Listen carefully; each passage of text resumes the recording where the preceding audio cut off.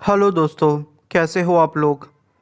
आज की कहानी किचकांडी नाम की एक चुड़ैल के बारे में हम लोग सुनने जा रहे हैं। तो ईयरफोन्स लगा लीजिए और मेरी स्टोरीज को इमेजिन कीजिए, आपको मज़ा आएगा। किचकांडी, जिसे किचकन्या भी कहते हैं, जो कि नेपाल के पहाड़ी इलाकों में ज़्यादातर देखी जाती है। लोगों का कहना है कि किचकांडी एक खूबसूरत लड़की का अवतार लेती है और मर्दों को लुभाती है। वो मर्दों को अपने जाल में फंसाकर उनकी जान धीरे धीरे लेती है, जैसे कि उनके शरीर को पूरा खोखला कर देना। लोग ये भी कहते हैं कि किचकांडी के बाल बहुत लंबे होते हैं और उसका शरीर एकदम सफ़ेद होता है और वो दिखने में बहुत खूबसूरत लगती है। किचकांडी को उसके पैर देख के हम पहचान सकते हैं। किचकांडी के पैर उल्टे होते हैं और ये भी कहा जाता है कि अगर किचकांडी ने हमारी आंखों में देखा और हमारी आंख उसकी आंखों से मिली तो हमारी मौत पक्की है। जब तक वो हमें मार ना दे तब तक वो हमारा पीछा नहीं छोड़ती। किचकांडी ज़्यादातर मर्दों को ही मारती है और वो औरतों को कुछ नहीं करती। मेरा नाम नीरज है और मैं तेलंगाना के हैदराबाद का रहने वाला हूँ। मैं पेशे से सॉफ्टवेयर इंजीनियर हूँ, पर हर साल मैं 1 महीने की छुट्टी लेके मैं यहाँ से वहाँ घूमा करता था। आप मुझे पार्ट टाइम ट्रैवलर भी कह सकते हो। मुझे घूमना बहुत पसंद था। तो ये बात 2018 की है। मैं उस टाइम पे नेपाल में घूमने गया था। वहाँ पे मेरी दोस्ती कुछ लोगों से हो गई थी। हम लोग इतने अच्छे दोस्त बन गए थे कि मैं उनके घर ही रह रहा था। तो एक रात मेरे दोस्त विष्णु ने प्लान बनाया कि क्यों ना हम लोग जंगल में जाएंगे और फिर खाएंगे पिएंगे, दोस्त के ही खेत में जाके सो जाएंगे। मुझे भी उसका आइडिया बुरा नहीं लगा। मुझे पार्टी करना बहुत पसंद था। विष्णु के साथ उसके 2 दोस्त थे। और हाँ दोस्तों, मैं नेपाल के एक छोटे से गांव में था। मैं किसी कारण उस गांव का नाम नहीं ले सकता। हम लोग रात के 9 बजे ही जंगल के लिए निकल चुके थे। जंगल में पहुंचे और हम लोगों ने तकरीबन 2-3 घंटे तक खाया पिया और मज़े किए। अब रात के 2:30 बज चुके थे। हमने सोचा कि अब बहुत हो चुका, हम लोगों को अब यहाँ से जाना चाहिए, क्योंकि वो इलाका इतना जंगली था कि जंगली जानवरों का डर था। और हम लोगों ने भी गाड़ी की चाबी कहाँ खो दी थी हमें कुछ समझ में नहीं आ रहा था। और दोस्त का खेत तकरीबन 2 किलोमीटर दूर था, तो हमने सोचा कि चलते चलते ही जाते हैं। वैसे भी गाड़ी की चाबी मिलना मुश्किल है। मेरे दोस्त चलते चलते आगे निकल चुके थे। मैं थोड़ा पीछे रह गया था। मैं इतने नशे में भी नहीं था। मैंने सिर्फ आधी बोतल पी थी। मैं जैसे ही खेत के लाइन में आया, मुझे अचानक से पीछे से घुंघरू की आवाज़ सुनाई दी। मैं वो आवाज़ सुन के घबराया नहीं था, क्योंकि अगर आप खेतों में रहते हो तो आपको तो पता ही होगा कि ऐसे कीड़े मकोड़े होते हैं जो इस किस्म की आवाज़ निकालते हैं। मैं 10 या 15 कदम आगे गया होऊंगा कि मुझे पीछे से किसी औरत के बुलाने की आवाज़ आई। मैंने बिना कुछ सोचे पीछे मुड़ के देखा तो एक लड़की मुझे बुला रही थी। मैं आपको सच बोलता हूँ, इतनी खूबसूरत लड़की मैंने मेरी ज़िंदगी में कभी नहीं देखी थी। मैं उसे अपना दिल दे बैठा था। उसकी आवाज़, उसके बाल, मैं बस उसके लिए पागल हो गया था। मुझे पता नहीं क्या हो गया था। मैं उस लड़की के पीछे ही चलते जा रहा था। मुझे कुछ भी समझ में नहीं आ रहा था। जंगल के अंदर अचानक ही वो लड़की गायब हो गई। मुझे अचानक से ऐसा महसूस हुआ कि मुझे जैसे होश आया हो। जब मुझे अच्छे से होश आया तो मैंने खुद को जंगल के बीचों बीच पाया और मेरा पैर उसी चाबी के नीचे था जिस चाबी को हम लोग ढूंढ रहे थे। मैं गाड़ी की चाबी लेके आया और फिर गाड़ी लेके दोस्तों के पास पहुंचा। दूसरे दिन से ही मेरी तबीयत खराब होना शुरू हो गई, पर फिर भी मैं उस लड़की के बारे में सोच रहा था। हर रात मैं वहाँ जाता, उस लड़की को देखता और वो लड़की के पीछे जाता और फिर वापस उसी रास्ते से आता। 5-6 दिन तक ये चलता ही रहा। मैंने तय किया था कि अब कुछ भी हो जाए मैं उस लड़की से शादी करूंगा और फिर इंडिया चला जाऊंगा। उस रात को मैं उस लड़की का इंतज़ार कर रहा था। वो लड़की भी आई। मैं उससे कुछ भी बात करूं उससे पहले मेरी नज़र उसके पैरों पर पड़ी। मैंने जब उसके पैर देखे तो उसके पैर उल्टे थे।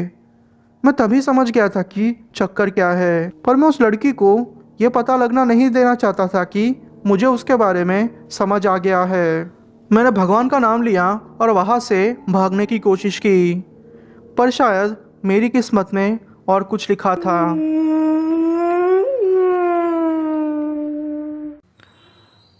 मैं बस थोड़े आगे कदम गया हूँगा कि वो लड़की मेरे पास से ही गुजरी।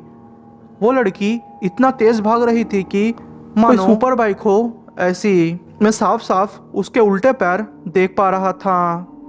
शायद उसके उल्टे पैरों की वजह से वो इतना तेज़ भाग पा रही थी। मैंने शिवजी का नाम लेना शुरू कर दिया। जैसे ही मैंने शिवजी का नाम लिया, माहौल जैसे अचानक से शांत हो गया। वो औरत भी गायब हो चुकी थी। मैं जैसे तैसे करके अपने दोस्त के घर आया और उसको ये सारी बातें बताई तो विष्णु की नानी वही थी। उन्होंने कहा कि ये किचकांडी है। तुम्हारी किस्मत अच्छी है कि तुम बच गए, वरना तुम्हारी हालत क्या होती उसके बारे में तुम इमेजिन भी नहीं कर पाते। मैंने तो यही खैर मनाई कि मेरी ज़िंदगी बच चुकी है। मैं दूसरे दिन तुरंत ही इंडिया आ गया। हेलो दोस्तों, मेरा नाम रुद्र है और मैं दिल्ली का रहने वाला हूँ। यह घटना मेरे ही एक दोस्त जो कि नेपाल में रहता है उसके साथ घटी थी। तो हुआ यूँ कि 2017 में मैं मेरे ही एक दोस्त जो कि नेपाल में रहता है उसे मिलने गया था। मैंने सोचा कि क्यों ना थोड़े दिन उसके घर रह लो। वो नेपाल के ही एक छोटे से गांव का रहने वाला था। मैं किसी कारण उसका नाम नहीं बता सकता, तो मैं आपको एक काल्पनिक नाम लेके ये स्टोरी सुनाऊंगा। उसका नाम आप राजू समझ लीजिए। दरअसल राजू और मेरी दोस्ती ऑफिस में ही स्टार्ट हुई थी। मैं जिस ऑफिस में काम करता था, राजू भी वही ऑफिस में काम करता था। हम लोग नेपाल पूरा घूमे। पूरा घूमने के बाद हम लोगों ने सोचा कि अब 2-3 दिन रहते हैं और फिर वापस चले जाते हैं। एक रात हम लोग पहाड़ी इलाके से वापस आ रहे थे। किसी कारण राजू की बाइक मेरे पीछे रह गई थी और मैं आगे चलते जा रहा था। मैंने फिर पीछे मुड़ के राजू के पास बाइक को ले जाके रोका। तब राजू ने कहा कि वहाँ देख, झाड़ियों में कुछ दिख रहा है। जब मैंने झाड़ियों में देखा तो मुझे एक औरत जो कि लाल साड़ी में थी, वो एक रोड के कोने से दूसरे रोड के साइड जा रही थी। मैंने बोला कि अरे यार, ये लगता है कोई लड़की है, शादी से भाग के आई होगी। तो राजू ने कहा कि शायद यार, चलना पूछते हैं जाके। मैं बहुत डरपोक था, तो मैंने बोला कि नहीं यार, मैं नहीं आऊँगा, तू ही जा। पता नहीं वो लड़की थोड़ी ही देर में कहीं गायब हो गई। राजू उसके पीछे चला गया। तकरीबन आधे घंटे तक राजू वापस नहीं आया। मुझे थोड़ी टेंशन हो रही थी।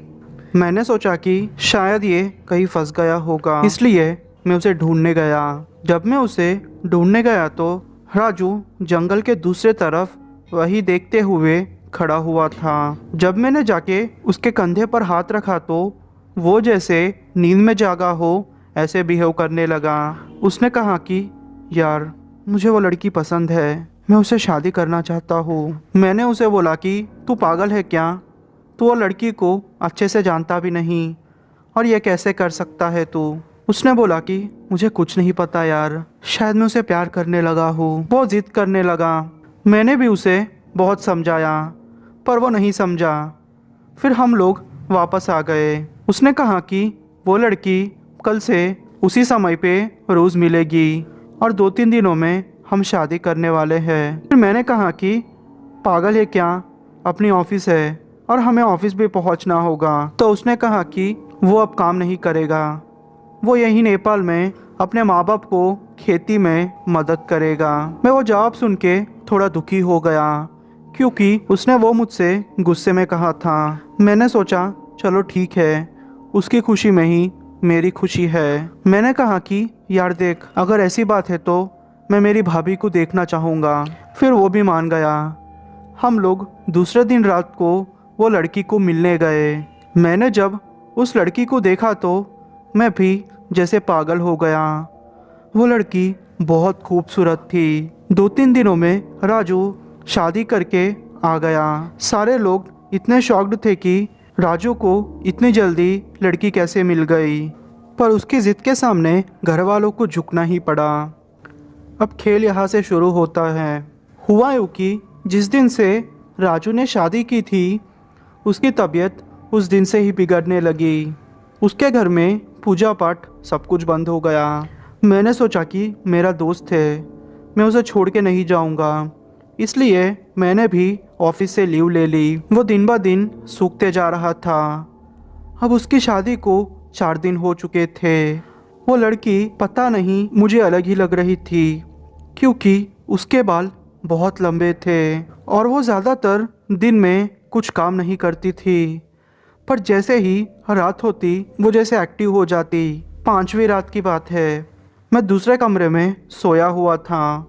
मुझे राजू के कमरे से कुछ आवाज़ें आने लगी। मैंने सोचा कि मैं अगर अंदर जाऊंगा तो ठीक नहीं होगा, पर मुझे ऐसा लगा कि जैसे राजू कर्रा रहा हो। शर्म को साइड में रखते हुए मैं कमरे में गया तो देखा कि राजू के पैर से वो लड़की उसका खून पी रही थी और राजू बेहोशी में शायद कर्रा रहा था। मैं वो देख के डर गया था, इसलिए वापस आ गया। 7वां दिन आया। मैं उठा और राजू को उठाने की कोशिश की तो राजू उठ नहीं रहा था और उसकी बॉडी एकदम सूख चुकी थी, जैसे कि उसके शरीर के अंदर का खून किसी ने पी लिया हो। उसके 2 दिन पहले मैंने राजू से इस चीज़ के बारे में बात की, पर वो जैसे उस लड़की के पीछे पागल हो गया था। मैंने अपने दोस्त को खो दिया। अचानक से कहीं गायब हो गई थी। उसे पूरे गांव में ढूंढा पर वो नहीं मिली। बाबा जी से बाद में बात की तो ये पता चला कि वो एक किचकांडी थी। मैंने जब पहली बार सुना तो पापा से पूछने लगा कि ये किचकांडी क्या होती है, तो बाबा जी ने कहा कि किचकांडी वो आत्मा होती है जो कि मर्दों को लुभा के उन्हें मार देती है। मैं वो सुन के डर गया था और दुखी भी था कि मेरा दोस्त अब जिंदा नहीं रहा। मेरा नाम हर्षद है और ये कहानी मुझे मेरे ही एक दोस्त जो नेपाल में रहता है उसकी दादी ने सुनाई थी। तो हुआ यूँ कि मैं मेरे दोस्त के घर नेपाल में घूमने गया था। मेरा दोस्त खेतों में रहता था। हम लोगों ने उसकी दादी से भूतों के बारे में पूछ लिया, क्योंकि बहुत दिनों से मैं भूतों के बारे में सुन रहा था और मैंने किचकांडी के बारे में भी बहुत सुना था। तो दादी ने कहा कि उनके साथ एक ऐसी घटना घटी है जो कि वो कभी भुला नहीं सकती। उन्होंने कहा कि रात में खेत का काम ख़त्म करने के बाद वो और उनके पति दोनों मिलके घर जा रहे थे, तो किसी कारण उनके पति थोड़ा आगे चलने लगे और मेरी दादी पीछे चलने लगी। वो ऐसे ही आगे बढ़ने लगे। अचानक से मेरी दादी को रास्ते में किसी के झाड़ू मारने की आवाज़ सुनाई दी। वैसे मैं आपको बता दूं, खेत के और घर के बीच का रास्ता जंगली एरिया है। मेरी दादी ने जब थोड़ा अंदर जाके देखा तो उन्होंने देखा कि एक औरत जिसके बाल बहुत लंबे हैं, वो उसके बालों की मदद से नीचे झाड़ू मार रही है। मेरी दादी उसी समय समझ चुकी थी कि ये किचकांडी है। मेरी दादी भाग के वापस आ गई। वो किचकांडी भी उनके पीछे पड़ गई थी, पर उन्होंने जैसे तैसे करके भगवान का नाम लिया और घर वापस आ गई। घर वापस आई तो उन्होंने देखा कि उनके पति तो पहले से ही घर में हैं। उन्होंने जब पूछा तो उन्होंने कहा कि मेरी दादी ने ही उनको आगे जाने के लिए कहा था, क्योंकि उनको बाथरूम के लिए बाहर रुकना था, पर यह हो ही नहीं सकता। मेरी दादी ने ऐसा कुछ भी नहीं कहा था। मेरी दादी कहती है कि यह थोड़ी देर के लिए आंखों का धोखा उन्हें हो चुका था। यह घटना मैं कभी नहीं भूल सकती। उसकी हंसी, उसका चेहरा, वो देख के मुझे आज भी डर लगता है। मैंने देखा कि जब वो स्टोरी सुना रहे थे तो उनके हाथ काँप रहे थे और उन्हें ठंडी जैसा महसूस हो रहा था। मैं समझ गया था कि किचकांडी को सच में देखना बहुत ही डरावना होगा।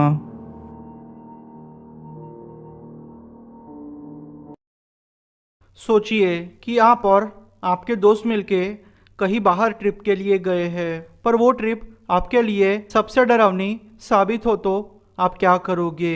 या ट्रिप के दौरान आपकी मुलाकात किसी चुड़ैल से हो जाए, तो आज की कहानियाँ भी ऐसी ही होने वाली है। हेलो दोस्तों, मेरा नाम नेहा है और मैं असम के एक छोटे से गांव की रहने वाली हूँ। ये घटना मेरे साथ जनवरी 2019 में घटी थी। तो हुआ यूँ कि मैं उस टाइम बीएससी के फर्स्ट ईयर में थी और मैं हॉस्टल में रहती थी। मेरा घर हॉस्टल से तकरीबन 150 किलोमीटर का था। अचानक एक रात मेरी तबीयत बहुत ख़राब हो गई। मैंने मेरे घर वालों को फ़ोन किया तो उन्होंने बोला कि वो दूसरे शहर में है, तो उनके लिए उसी रात आना मुमकिन नहीं होगा। वो अब दूसरे दिन रात को ही मुझे लेने आएंगे। मैंने कहा ठीक है, कोई बात नहीं। फिर मेरे फ्रेंड्स ने मुझे हॉस्पिटल एडमिट करवाया। हॉस्पिटल में मैंने टेस्ट करवाए पर सारे टेस्ट नेगेटिव आ रहे थे। डॉक्टर का कहना था कि उन्हें कोई भी प्रॉब्लम का अंदाज़ा नहीं हो रहा, सब कुछ ठीक है। समझ में नहीं आ रहा था कि ये चक्कर क्या है। पता नहीं क्यों मेरी धड़कनें अचानक से बढ़ जाती थी और मुझे जोर का बुखार भी आ चुका था। दूसरे दिन शाम को मेरे पापा और मेरा भाई मुझे लेने आए। मैं उन्हें देख के खुश हो चुकी थी क्योंकि पता नहीं क्यों अंदर ही अंदर मुझे डर भी लग रहा था कि शायद मुझे कुछ हो जाए ना, क्योंकि डॉक्टर्स को भी मेरी प्रॉब्लम का पता नहीं चल रहा था। फिर मेरे पापा ने कहा कि नेहा बेटा चलो, हम अब घर जाते हैं। मैंने मेरे फ्रेंड्स को भाई बोल के घर जाने निकल गए। मेरे पापा और मेरा भाई आगे की सीट में बैठे थे और मैं पीछे थी। पीछे कोई भी नहीं था। हमारी गाड़ी बड़ी थी। पता नहीं मुझे अजीब सा फील हो रहा था। मुझे ऐसा लग रहा था कि मेरे पास भी कोई बैठा है। सच बोलूं तो एक पल के लिए मुझे लगा कि कोई औरत मेरे पास बैठी है। मैंने जब इसके बारे में मेरे पापा से डिस्कस किया तो उन्होंने बोला कि तुम बीमार हो इसलिए तुम्हें ऐसा फील हो रहा है। फिर मैंने भी सोचा कि शायद मुझे भ्रम हुआ होगा, क्योंकि किसी औरत का मेरे पास बैठना मुमकिन ही नहीं था। पापा ने कहा कि तुम चिंता मत करो, अपनी आंखें बंद करो और सोने की कोशिश करो। मेरा भाई ड्राइव कर रहा था और मेरे पापा मुझे ही देखे जा रहे थे। हर 5 मिनट में मेरे पापा पीछे मुड़ के मुझे देखते। मुझे भी थोड़ा थोड़ा ठीक महसूस हो रहा था, पर तकरीबन 50 या 60 किलोमीटर आगे जाके मेरी तबीयत और बिगड़ गई। मुझे अचानक से घबराहट जैसी महसूस होने लगी। मुझे सांस लेने में तकलीफ हो रही थी। समझ में नहीं आ रहा था कि ये मेरे साथ क्या हो रहा है। अचानक से हमारी कार खराब हो गई। वो सुनसान इलाका था। पापा ने मुझसे बोला कि बेटा तुम चिंता मत करो, हम लोग बाहर जाके देखते हैं कि चक्कर क्या है। फिर पापा ने बोनट खोल दिया। भाई ने कहा कि इंजन में कोई भी गड़बड़ नहीं है, बस हमें थोड़ी देर यहाँ रुकना होगा, तब तक मैं किसी मैकेनिक को लेके आता हूँ। मेरे भाई को किसी ने लिफ्ट दे दी और वो मैकेनिक बुलाने के लिए चला गया। मेरे पापा फिर मेरे पास आए। उन्होंने अपना हाथ मेरे सर पे रखा और कहा कि बेटा तुम्हें तो ज़्यादा ही बुखार है। मैंने फिर मेरे पापा से कहा कि पापा मुझे ऐसा लग रहा है कि मेरे पास कोई औरत बैठी है, प्लीज़ पापा मेरी मदद कीजिए, प्लीज़ पापा मुझे बचा लीजिए। पता नहीं मैं क्या बोल रही थी और मुझे डर भी लग रहा था।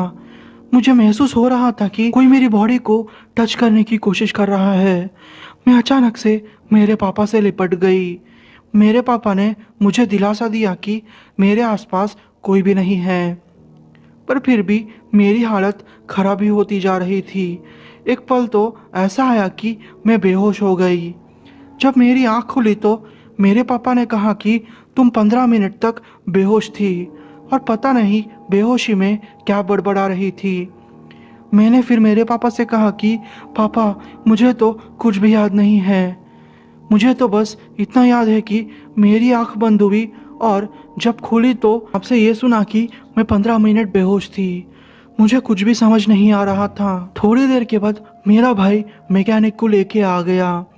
मैकेनिक ने कार चेक की तो उसने कहा कि भाई साहब, तकरीबन आधा घंटा या 1 घंटा लगेगा। आप चिंता मत कीजिए, मैं आपकी कार ठीक कर दूंगा। फिर वो मैकेनिक अपने कार में जुट गया। तकरीबन 1 घंटे के बाद हमारी कार ठीक हो गई। फिर हम लोगों ने मैकेनिक को उसकी जगह छोड़ा और फिर वापस हमने हमारा सफ़र जारी रखा। तकरीबन और 20 किलोमीटर आगे गए होंगे कि एकदम से जंगली इलाका शुरू हो गया और अब तो हद ही हो चुकी थी।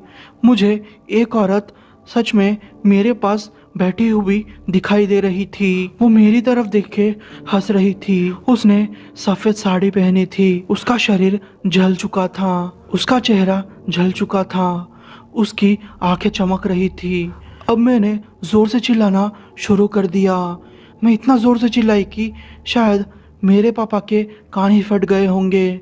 फिर मेरे भाई ने गाड़ी साइड में रोक दी और मेरे पास आके मुझे उन्होंने कस के पकड़ लिया। मैंने मेरे पापा से कहा कि पापा, अभी अभी उस औरत ने मेरी तरफ देखा। मुझे लगता है कि वो औरत मुझे मार डालेगी।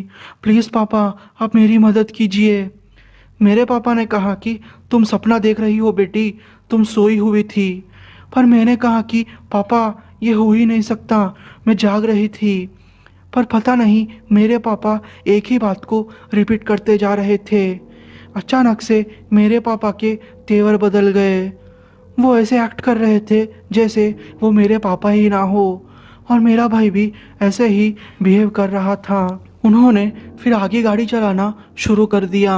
अचानक से मेरे भाई का बैलेंस छूटा और हमारी गाड़ी पलट गई। हम तीनों का एक्सीडेंट हो चुका था। मुझे जब होश आया तो मैंने देखा कि मेरा भाई और मेरे पापा दर्द से कर्रा रहे हैं। उनका एक पैर टूट चुका था और मेरे भाई की हालत बहुत ख़राब थी। उसके छाती के नीचे का भाग पूरा कुचल गया था, पर पता नहीं अभी भी उसकी सांसें चल रही थी। वो कुछ बोलने की कोशिश कर रहा था। एक गाड़ी हमारे पास से गई, पर उन्होंने हमारी आवाज़ नहीं सुनी। मैं चिल्लाते रही, प्लीज़ हमारी मदद कीजिए, पर उन्होंने मेरी आवाज़ नहीं सुनी। अब मुझे बहुत डर लग रहा था और थोड़ी देर में वो हुआ जो शायद मेरी ज़िंदगी का सबसे बुरा दिन था। मैंने वही औरत को मेरे पापा के पास आते हुए देखा। अब मेरे पापा भी मेरी बात पे भरोसा कर चुके थे कि मैंने जो उनसे कहा था वो सच था। वो औरत धीरे धीरे पापा के पास आई और वो औरत मेरे पापा के छाती पे चढ़ गई और मेरे पापा का गला दबाने लगी। मेरा भाई और मैं ज़ोर ज़ोर से चिल्ला रहे थे, पर उस औरत पे कोई भी असर नहीं हो रहा था। फिर पता नहीं अचानक से मेरे पापा ने हनुमान चालीसा पढ़ना शुरू कर दिया। वो सुन के वो औरत पीछे हो गई और ज़ोर ज़ोर से चिल्लाने लगी। मुझे भी अब हिम्मत मिल चुकी थी, तो मैंने भी हनुमान चालीसा पढ़ना ज़ोर ज़ोर से शुरू कर दिया। वो औरत अब पीछे चले जा रही थी। अचानक से वो औरत हवा में ही कहीं गायब हो गई। थोड़ी देर बाद एक कार आई। वो लोगों ने हमें हॉस्पिटल पहुंचाया। तकरीबन 6-7 महीने तक मेरे भाई को हॉस्पिटल में ही रहना पड़ा। तब जाके मेरे भाई की हालत ठीक हो पाई।